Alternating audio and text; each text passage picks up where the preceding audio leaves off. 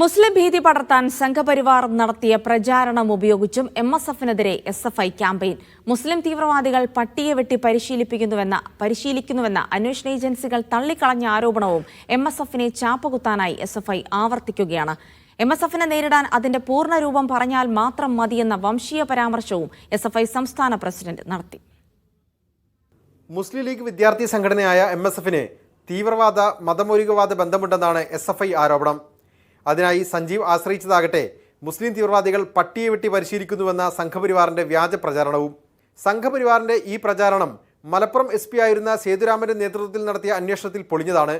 നായ്ക്കളുടെ പ്രജനനകാലത്ത് കാണിക്കുന്ന ആക്രമണ സ്വഭാവം മൂലമാണ് നായകൾക്ക് ഇത്തരത്തിൽ പരിക്കേൽക്കുന്നതെന്ന ആധികാരിക പഠനങ്ങളും അന്വേഷണ റിപ്പോർട്ടിൽ ചൂണ്ടിക്കാട്ടി. 2012 പുറത്തുവന്ന ഈ അന്വേഷണ റിപ്പോർട്ട് ഉണ്ടായിരിക്കെ SFI പ്രസിഡന്റും ഈ വ്യാജം ആവർത്തിച്ചു. അല്ല, ഇതൊക്കെ നമ്മുടെ മുന്നിൽ വന്ന കാര്യങ്ങളല്ലേ?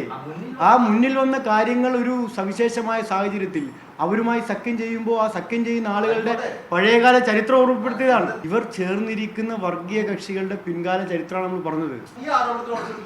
ഈ ആരോപണത്തിൽ ഉറച്ചിരിക്കുന്നുണ്ട്. എന്താ വ്യത്യാസം?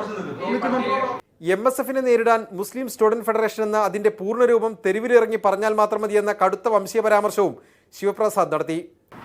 MSFന്റെ ഫുൾ ഫോം SFIക്കാരൻ ഈ കേരളത്തിനകത്ത് ഇറങ്ങി എന്ന് പറഞ്ഞപ്പോൾ വിറച്ചു പോയിട്ടുണ്ടെങ്കിൽ ഞങ്ങളുടെ മുഴുവൻ രാഷ്ട്രീയ പ്രത്യയശാസ്ത്ര ബോധമൊന്നും എടുത്ത് നിരത്തേണ്ട കാര്യമില്ല. ഞങ്ങൾക്ക് ഇപ്പോൾ വെറുതെ ഒന്ന് ഫുൾ ഫോം പറഞ്ഞാൽ മതി പ്രിയപ്പെട്ട MSFകാരെ, നിങ്ങളുടെ രാഷ്ട്രീയം അപ്രസക്തമായി പോവാൻ. മലബാറിലെ ക്യാമ്പസുകളിൽ MSFനുണ്ടായ വളർച്ച തടയാൻ ലക്ഷ്യമിട്ടാണ് SFI ക്യാമ്പയിൻ. ഇടതുപക്ഷത്തിന്റെ രാഷ്ട്രീയ നിലപാടിന് വിരുദ്ധമാണ് SFI വാദങ്ങളെങ്കിലും BJPയുടെ വളർച്ച തടയാൻ അത് ആവശ്യമാണെന്ന നിലപാടാണ് CPMനുള്ളത്.